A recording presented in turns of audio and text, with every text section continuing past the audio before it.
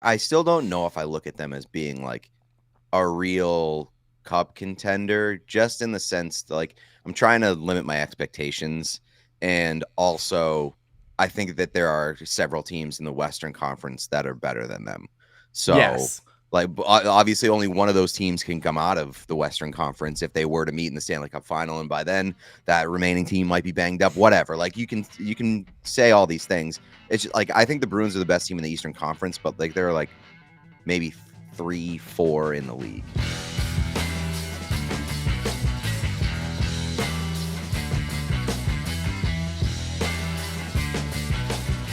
And welcome into the Bruins Beat on CLNS Media. My name is Evan Marinofsky, and today I am joined by Pete Blackburn. Pete, what is up? Hey, buddy. How are you? I am good. How about you? I'm good. Thanks for having me back. I like the Avs hat coordinated with the maroon sweatshirt. It's like it's harkening to my UMass love. So I appreciate that. I like the getup you got going on. Yeah, of course. With the new show, we've been like stocking up on NHL stuff, like not just Bruins merch. We got merch for like basically every team. So no matter what color I'm wearing, I have a matching NHL hat that I can throw on with it, which is nice. Well, it's funny. Whenever I see the clips or I watch the pod on YouTube, there's always a part of me that's a little stressed out because and this is gonna sound dumb, but like when I do this, I can throw on a sweatshirt. I could be wearing jeans, sweatpants, no pants maybe if I'm really feeling crazy. That has never actually happened. But on What Chaos, A little you guys spicy here on a Friday, huh? on a Friday morning, right? No, I've never not worn pants. That was always a fear of mine, like Zoom classes. Like I'd always have like good pants on it because I'm like, what? Like, what if they have me stand up and show that I'm like wearing khakis or something? But with What Chaos, you have like you gotta look good. You gotta have like good shoes on. You gotta have like solid pants. You can't just like scrub it up in there.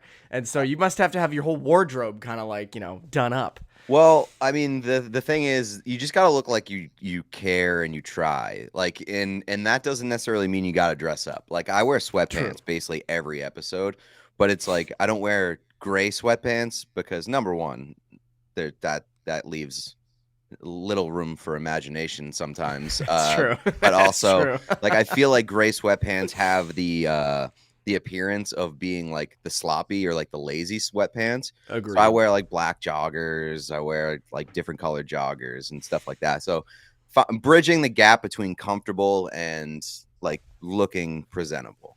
Yeah, no, I think I like that the best. I agree with you. I think if you had to wear like khakis and a dress shirt or something like that, it would be way too much. Yeah, like the But vibe of the show is casual, like yes. it's very chill and like an approachable hockey show. So yeah, I think if you go back and you watch like the first week of shows, maybe I like wore jeans and like was a little bit more dressed up, and then after a week I was like, this is enough. I'm done with Yeah. this. Sweatpants, please.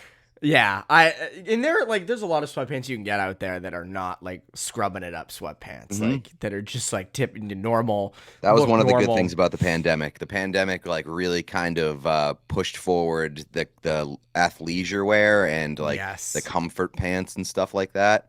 So yeah, that now there's like a million companies that make super high quality sweatpants and joggers and all that.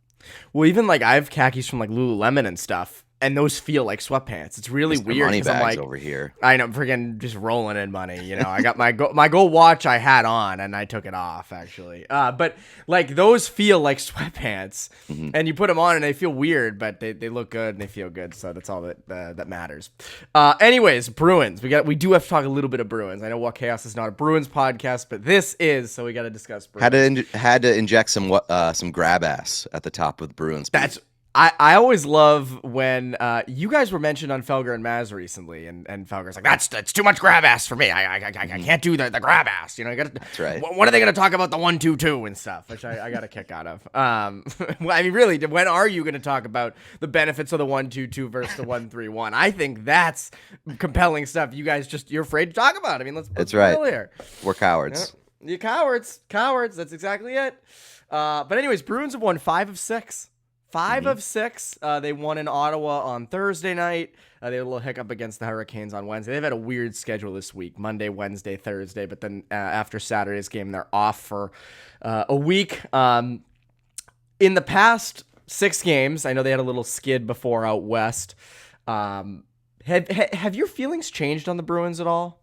Yeah, they actually have. I won't lie. Like, I was heading into like this kind of stretch thinking that there was really like no best team in the Eastern Conference. Like, in my mind, the Eastern Conference was wide open, and in large part, I still think that that's kind of true.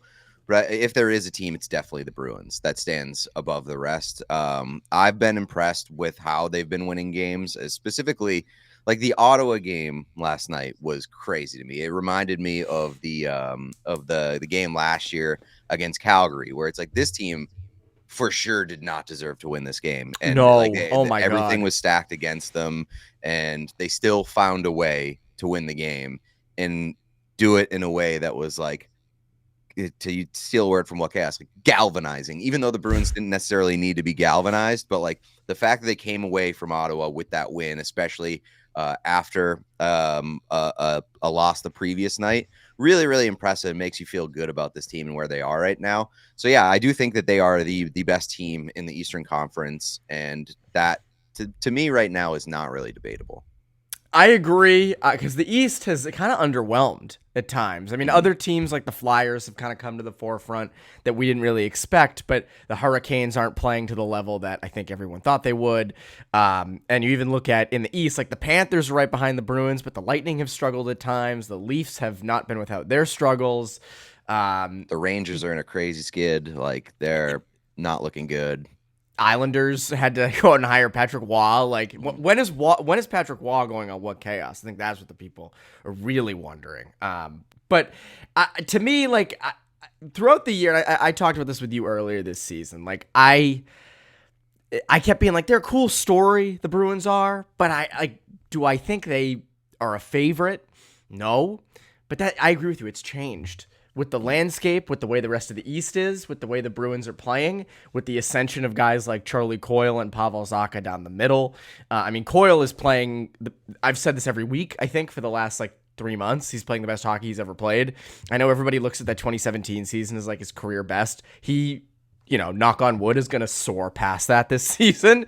And to me, I just think they work. They have the goalie tandem in net.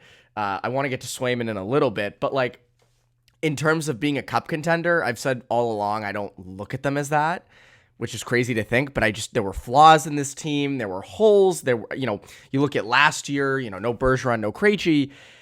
They're a legit cup contender. I think the page has turned on that, in that it is not just, get in the playoffs and see what happens. It is get in the playoffs and you are expected to go deep. I think the expectations have changed with this team. Yeah, I'm in a weird spot where I think that they should go deep, and it will be disappointing if they don't. Again, based off of what else there is in the Eastern Conference. Well, obviously there's plenty of time for that to change, and we'll see kind of where we are at the end of the season, with kind of how some of these other teams in the East have rebounded or kind of shaped up with deadline acquisitions, things like that. But the Bruins should be able to make a run this year. I still don't know if I look at them as being a real cup contender, just in the sense that I'm trying to limit my expectations. And also I think that there are several teams in the Western Conference that are better than them. So yes. Obviously only one of those teams can come out of the Western Conference if they were to meet in the Stanley Cup final, and by then that remaining team might be banged up, whatever. You can say all these things. It's just, I think the Bruins are the best team in the Eastern Conference, but they're maybe 3-4 in the league.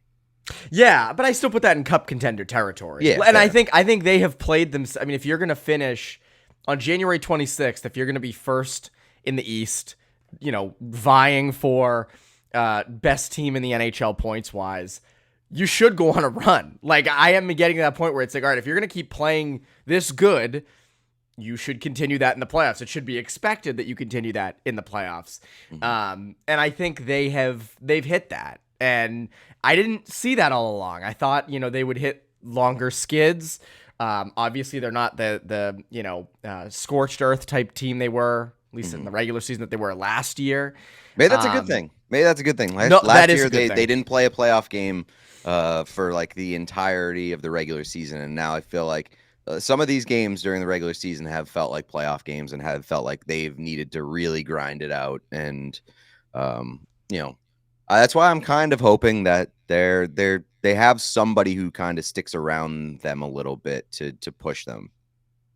What do you mean by that? In terms of like another team? Oh, yes, I Yeah. agree. Yeah, because like the Panthers being on their tail.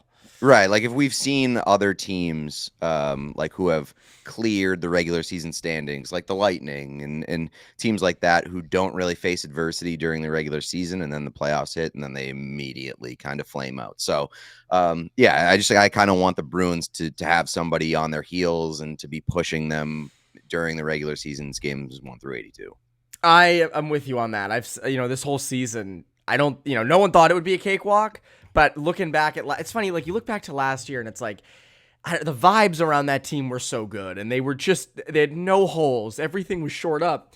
And so it was like, all right, well, if you're not going to play any competitive games in March and April, so what? We know how to win. You've got all the pieces. You went out at the deadline and got two of the biggest fish there were. It might be Bergeron and Krejci's last year. Like, this is all setting up to be a storybook ending.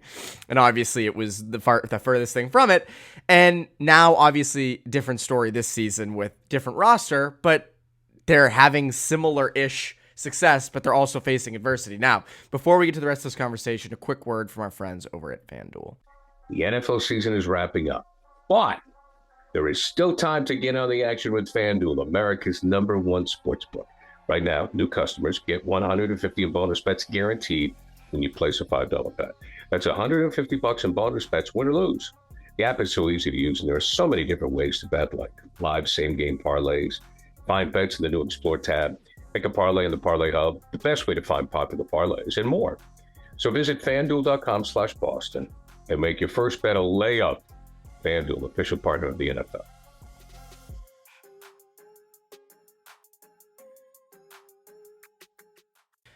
So all this kind of hits an interesting thing that I think everyone's going to be getting, talking point that everybody's going to be hitting at in the next couple of weeks is the trade deadline. What does this team do? What should they do? To me, looking at Montgomery sending down low Ryan Beecher, obviously, they don't have to clear waivers, so that's a big bump. But you look at the fourth line right now with guys like Boquist and Heinen on it, and you're going for more of a veteran look, which means you're definitely planning on contending instead of playing younger guys down there and things like that. When it comes to the deadline, though, obviously this team is not stocked with first-round picks or even second-round picks. What do you think the Bruins should do at this deadline? I mean, it obviously depends on what's out there. Like, if you can go and make a compelling run for a guy like Lindholm, like that would be, that'd be awesome. Do I think that that's necessarily a real viable option? Do I think that they're going to be able to outbid some of the other teams that are making a play for a guy like that? Maybe not. And I think that if you're the Bruins, you can only go in at the deadline so many times. This year, though, this year does feel like you kind of owe it to yourself to once again go for it because of the roster situation and kind of the 1 year bets that you got on some of these guys. And you're going to have to transition to a bigger picture at some point. But I would like to see them go for it. And whether that means getting a big splash or whether that means solidifying the back end, either one of those would be fine with me. I do think they definitely need to solidify the depth. I think you've seen too many times this year where Jim Montgomery has shortened his bench like crazy towards the end of games. And I think that's cost them. I think that's cost them several games where they've just been running out 3 lines, 2 lines, and guys have gotten gassed and they've just run out of steam at the end of games. So I would like to see them reinforce that back end. And I know in the playoffs, you typically you can get away with running 2 pairs for a good portion of the playoffs. But I would like to see, like, no disrespect to Parker Wotherspoon, but like if he's on a playoff roster and his playoff starting lineup, probably not going to feel amazing about it. Like he's had strides recently, but I do think I would like to see some extra bodies added to the blue line, because I mean, like if somebody goes down in a playoff run, you're kind of screwed. So like, Yes, I would agree. like to see some bodies added, and that doesn't necessarily mean like a big splash, but I think they need to reinforce. Yeah, Wotherspoon I've liked. I've thought he's acclimated well. I know he's not. He kind of I've liked him at points, I'll say that, but there's been points where I certainly haven't. I think he's a fine seventh defenseman heading into the playoffs. Well, that's what I it. mean. Like if he's in your starting lineup, I'm not crazy. Oh yes, yeah. And but I'm curious to see kind of how he progresses. I think he's done his job so far. Reminds me a little bit of Matt Bartkowski. Hopefully a little bit higher of a ceiling, but still, never forget Matt Bartkowski's goal he scored in like his first game in the playoffs where he went through his legs against the Maple Leafs. That was pretty cool. The best. That was the start of like when he was like, all right, the Bruins are going to own the Leafs for quite a while here. I agree with you. I think some depth on the back end would help. You look at, right now, obviously you got McAvoy and Lindholm and Grizzli and Carlo. And I know a lot of people are like, oh, what are you going to do with Grizzli? I think, with this team turning into a cup contender, a team that has real expectations, not just a, kind of team that's in purgatory where they're kind of letting young kids play and figuring out where they are. I think the page has somewhat turned. Maybe I'm wrong, but I think just judging where they're at, I think the page has turned on potentially trading a guy like Grizzli at the deadline or DeBrusk for draft picks. I don't think, maybe you package them, again, maybe to get a Lindholm. I don't know how that gets it done, but if in some weird way, Grizzli could be packaged for a guy like Lindholm and save you like a pick, then maybe that's what you do. But I don't see them dealing either of those guys yet. I feel like they're going to kind of go the Torrey Krug route with both of those guys, in the sense that they're just going to kind of let them play out the season and see what happens come the off season with contract stuff. And I think with like DeBrusk, I mean, if you went out and traded DeBrusk right now, I know he's been hot the last couple games, but you're selling low for a former first round pick, for a top 6 forward who should be getting you 25 to 30 goals.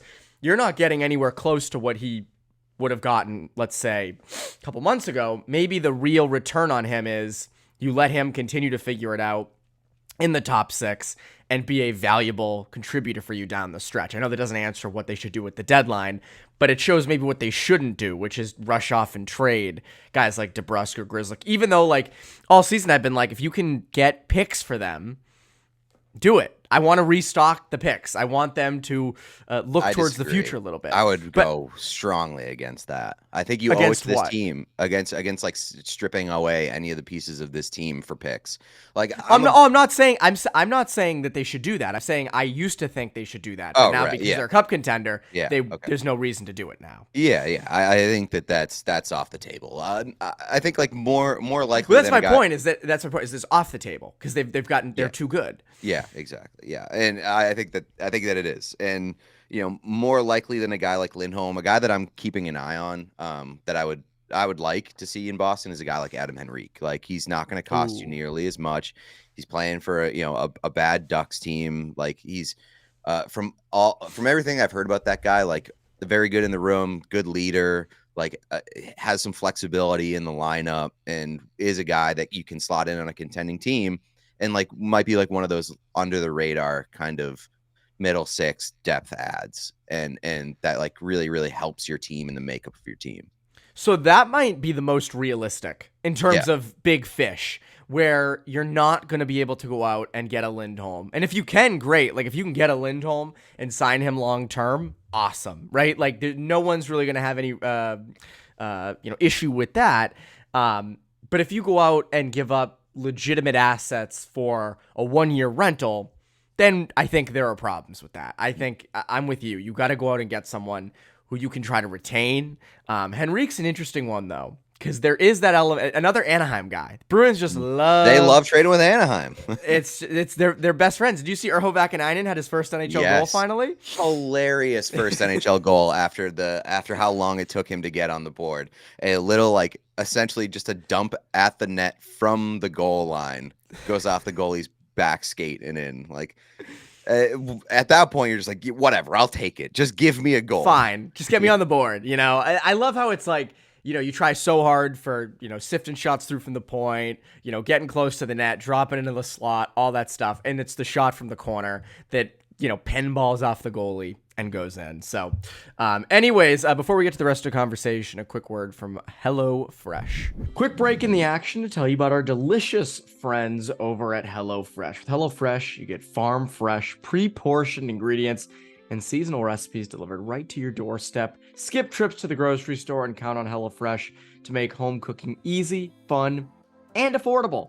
That's why it's America's #1 meal kit. A crazy schedule can make it easy to fall back into your dinner time recipe rut, but keep mealtime exciting with over 40 recipes to choose from every week. There's always something delicious to discover with HelloFresh. Turn to HelloFresh Market for yummy add-ons and enjoy the season's limited time fall flavors lineup. It's that time of year, right? Things get you in the mood, like apple cider cake with caramel sauce. All the ingredients come fresh, from the crushed tomatoes to the Italian chicken sausage mix to the Parmesan cheese. It's delicious, and I feel like a chef when I'm doing it. What's better than that? And this is a busy time of year for me with hockey starting up. I don't always have a ton of time, so this recipe makes it quick to enjoy something amazing. So join in on the fun. Go to HelloFresh.com/50Bruins and use code 50Bruins for 50% off plus free shipping.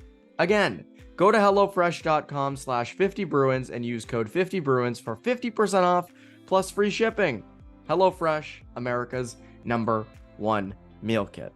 Now, back to the show. So you hit it with the Henrique thing. I think to me that is the biggest need with this team. Depth on the back end is also a need. I'm not saying it isn't.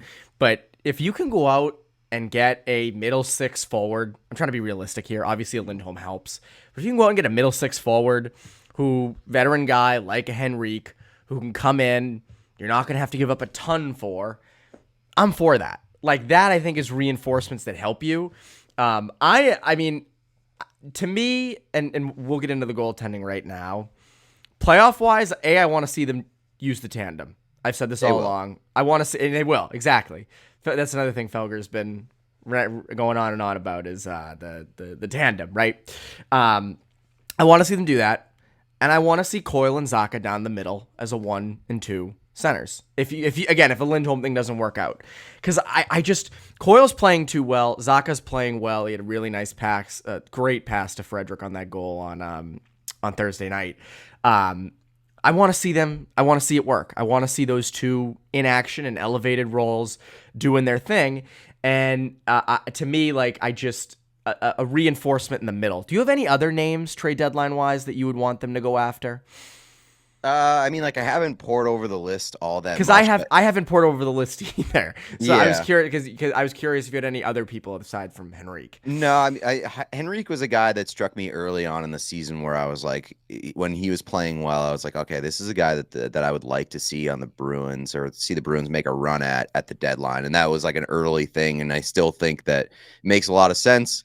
Like if you're gonna make another guy that I think that like if you're gonna try to go make a big splash, and this would be very difficult to do, obviously, but a guy like Tomas Hertl is a guy that I wanted to see the Bruins go after when he was nearing the end of his contract with the Sharks Same a few here. years ago. And then he signed that big extension, and I was like, oh damn, okay, that's off the table. Now with like the position that the Sharks are in, I don't think it's necessarily off the table, and I do think that it would make sense for the Bruins, but obviously it would take a lot to make that happen. And I don't necessarily see that as a realistic possibility, but just that's one of the guys that like jumps to mind is like, you know, bucket list, wish list type guy. Tomas Hertl would be very fun on the Bruins. Hertl to me would be the top. I think Hertl would be a great fit here. I thought that when there was all that was the year before last. Yeah. When he signed that extension, then they fired the GM and hired Greer, and I think Greer probably came in and was like, "What the hell is this? Why would you sign him to this deal?" It never when made you're sense rebuilding? for them to give him that extension. I feel like they should have traded him. Maybe that was a biased take or whatever, but like The Sharks were not going to be competitive for most of the years of that contract. No, and so again, good for him for getting his bag. We're a pro getting the bag podcast, Right, as I for imagine sure. you're probably pro getting the bag as well. But like, you get it somewhere else for if you're the Sharks, because again, now if they draft Celebrini this year, and you've got a 1-2 punch for the next 15 years of Max Celebrini and Will Smith, that's not bad. That's a pretty good down the middle tandem you got there. So again, we're not Sharks beat, but little Sharks minute. I agree with you, though, that Hertl would be a great addition. Goaltending-wise, Swayman has been kind of the go-to guy. Omark, hurt for a little bit there. Omark got the start against Montreal, but Swayman's got the majority of the starts recently. I know we both like the tandem. I'm not ready. I'm nowhere near ready to be like, oh, just make Swayman the guy and don't play Omark at all. But I think Swayman is proving that he could play multiple games in a row in the playoffs and be fine. I know it's not the playoffs now, obviously, but our only thing we can go off of is that he continues to play and continues to play pretty well. Are you getting similar feelings of like, Swayman could be the guy at some point? I mean, I think that he could be like the 1A. I think that you definitely want to have both guys in your pocket and be able to use them both. And that's always been my we've talked about it a lot on My Chaos. Like, having a goalie rotation in the playoffs does not mean that you have to go away from the hot hand. You can play the hot hand and then also, give that guy a break and play Ullmark a game. Like, it doesn't mean you have to rotate by going back and forth every other game. You're not tied to one guy. You can play multiple games. So, that's how I feel. I think we've seen in the past, like, the league is moving away from a one goalie league in most cases. Like, unless you have a truly elite of the elite. And I think there's maybe a handful of those guys, maybe fewer. So, Hellebuck, Soros, like, it's right. a small crew. A very small crew. And I think that if you've got the guys in your stable, use them. And I know Jim Montgomery regrets the way that he handled it last year. And so I will expect that he handles it differently this year. And I do trust Jeremy Swayman to be the guy, the 1A versus the 1B. I agree. Now I want to get your take on this, because this is a take I've been throwing out there recently, and I looking ahead to the off season, which I know nobody cares about. It's January, but I think it's interesting to look ahead. With Swayman's comments recently, obviously a lot has been made of his contract, arbitration hearing, what he'll get on his future deal, and he's going to get paid. He's not taking a hometown discount. He's going to get paid, as he should. We're pro getting the bag. We're all about getting the bag here. I remember Sarah Sivian once, I don't know, I think she said it on the podcast. She was like, if you can sell out, that's a good thing. I'm not saying Swayman's selling out, but like, if you can sell out, that means you've made it. You sold out. You traded everything in for money. So I guess we're pro selling out at times too. I guess that's not a great thing to admit, but doesn't really matter. Listen, money's cool. I like money. Money buys happiness. People forget that. Money does buy happiness. I don't know if it buys happiness, but it can buy you things that make you happy. Yes, it can. But so with with Swayman, with the offseason, do you think they're gonna have to trade Ullmark this offseason? Because when you look at the money, I don't know if you're gonna be able to do both of them. Yeah, I mean, it's definitely on the table, and I think that I think that if you asked even Ullmark, he would be like, I know that it may be a possibility. I think that if he would admit that he thought it was a possibility last summer, like, it is what it is. It's the business. It comes down to, I think it's going to come down to, it's hard to answer right now, because I think it's going to come down to like how they approach the rest of the roster. Like, are they going to, are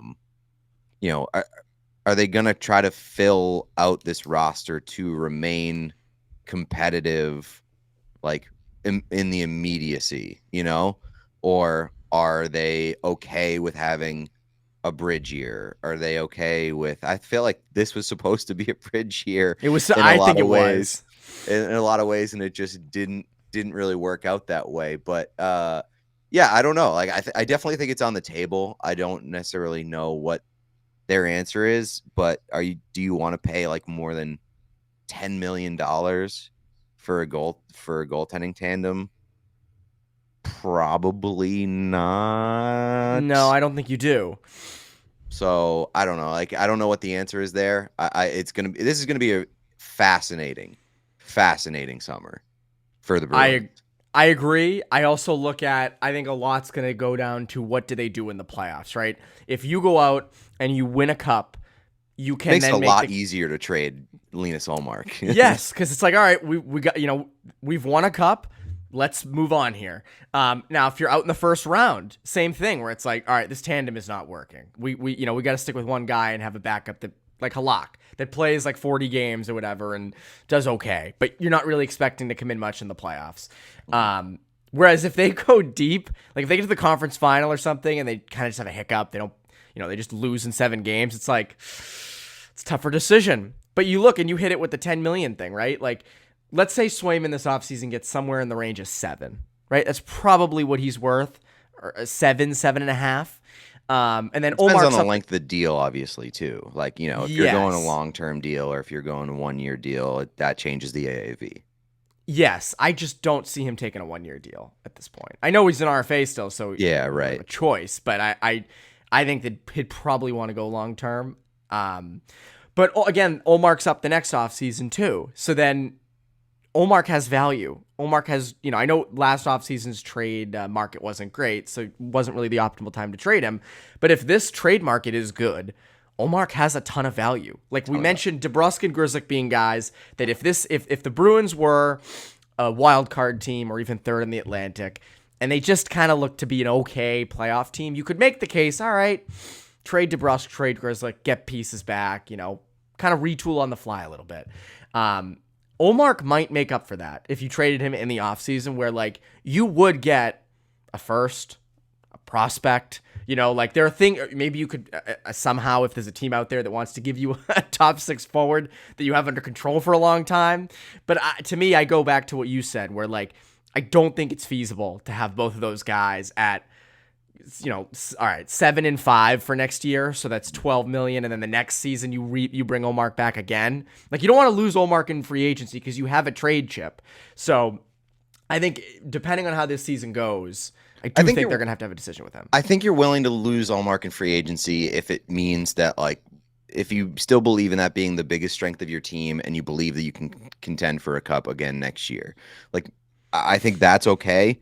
But it's obviously you have to weigh asset management versus, like, really, really pushing in this window. And I think it really comes down to what you believe next year's team and the expectations are going to look like. Like, if you don't think that you're going to be a top of the league team, or that's not what you're essentially building to for that particular year, then you explore asset management. And would it make a lot of sense for the Bruins to trade Linus Omark in the name of asset management? Absolutely. Do you think they would lose considerably more games if next season, let's just say they said we're gonna go with Swayman and Bussy. We're gonna go with those 2 guys. Like, I agree, they're not top of the NHL, 100%. But to me, I think they're still in the playoffs. Like, again, it depends, again, as you said, on the rest of the roster, because they also have cap space. Are you re-signing Jake DeBrusk? Are you re-signing Grizzli? Are you going out and trading for guys? Are you signing guys? I get that, but let's just say they roll back the same rosters this year, right? Mm-hmm. Patra, Coyle, Zaka, those guys are older. Low Rise a year older. Maybe he makes the team out of camp. And you go out with Swayman and Bussy.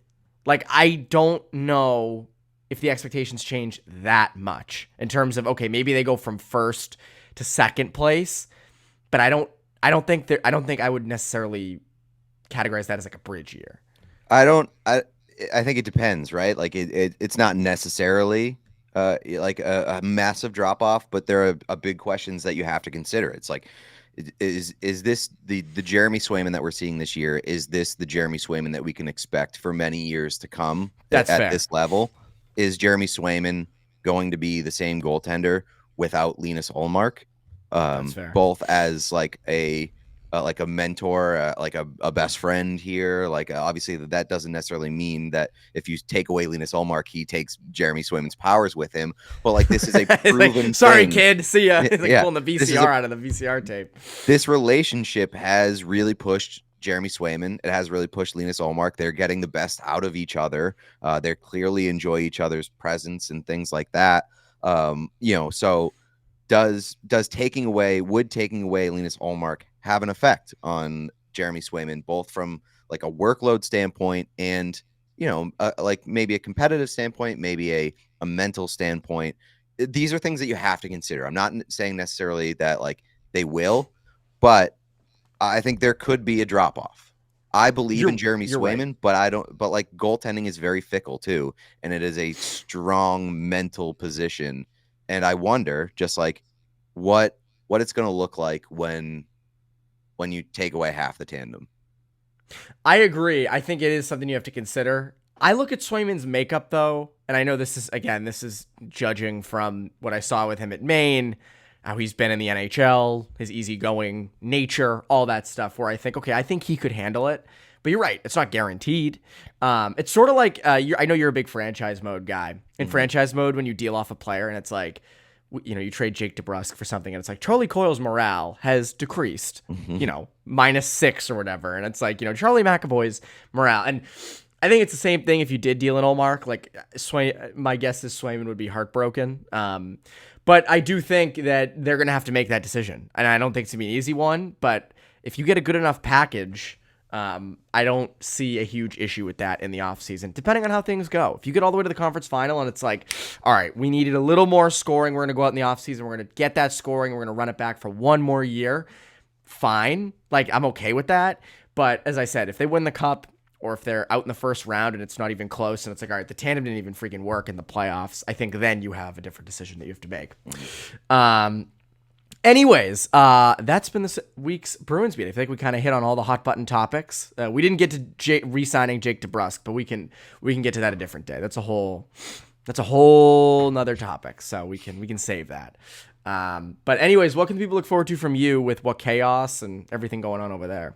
What Chaos is heading to All-Star weekend next weekend. Then from there, we have a very fun week after the fact. I don't think that we've officially announced what we're doing that week, but it is going to be...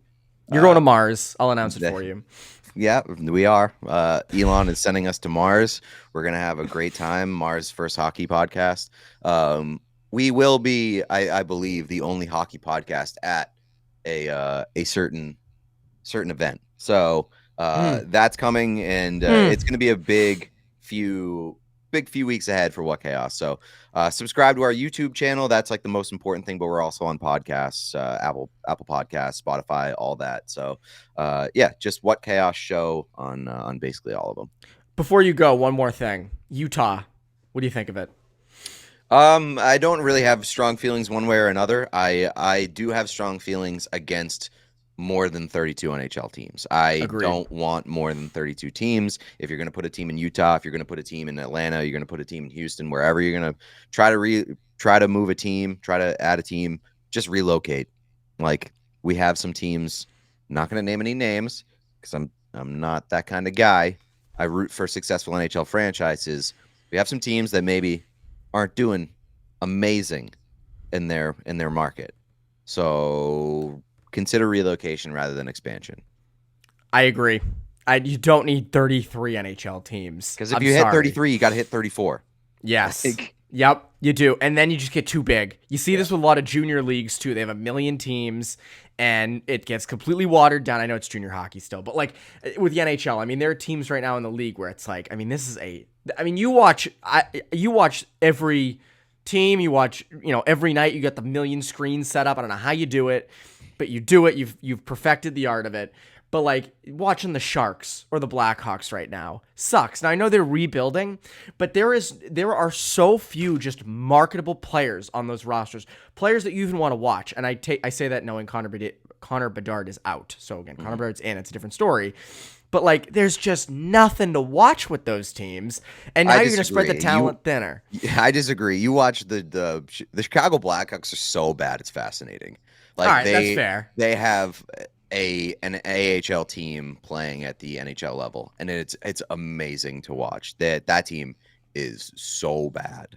Terrible. Thank God Terrible. for Peter Mrazek, because Peter Mrazek has been awesome behind a team that has not been awesome. Although I will say, and not to get into too much Blackhawks talk, but like after losing Connor Bedard, they really have become a much better defensive team, just in terms of knowing that, like, hey, we probably can't score. Let's not get blown out like 7-0. And so they're just losing a lot of games like 2-1, 1-0, things like that. So good for them, I guess. Yeah, they'll get another high draft pick. So, but yeah, Utah, I saw you had a good one. Did you say the Salt Lake City Soakers? Is that what you said the team should be? I agree. Yeah. Salt Lake City Soakers would be a hilarious name. I can get down with that. Soak City was thrown out there as like a nickname for like an alternate jersey. A Soak City jersey would go so hard. Crazy. It would be so good. And just like if the whole arena was themed with just like, not soaking, but like, I mean, I'm down with being a soaking theme. They should have a Mormon mascot that jumps on a trampoline and call him like the Humper Jumper. Which I could work. It's a bed, he's jumping all over it. I guess it's a you could trampoline really bed. Hell yeah. Get into it. I agree. I think there's a lot you could do there. Hopefully the people out there could be, if they're good sports about it, go for it. But they're going to choose, the Jazz are boring. They're going to choose a boring name, and they're going to be a boring thing. I mean, they're going to have, the Kraken and the Golden Knights have made it work. But those are also very different markets. And, Vegas is Vegas, and Seattle kind of went the cool, hipster route. And what's Utah going to do? I don't know. Well, the one thing I'll say about Utah is that there's not much to do in Utah. No, there isn't. I was in Salt Lake a couple of years ago, and outside of skiing, there is not a heck of a lot out there. So I think that like the team would do well. They would, the attendance would be good. The support would be good. But as far as like, would it be the most fun market I've ever seen in my life? Probably not. No, I agree with you. But hey, if I can go out there, cover a game, and then drive 30 minutes to Park City to ski, I'm okay with that. I can make that work. Anyways, that's Pete Blackburn. I'm Evan Marinofsky. You Bruins Beat listeners, have a great rest of your week.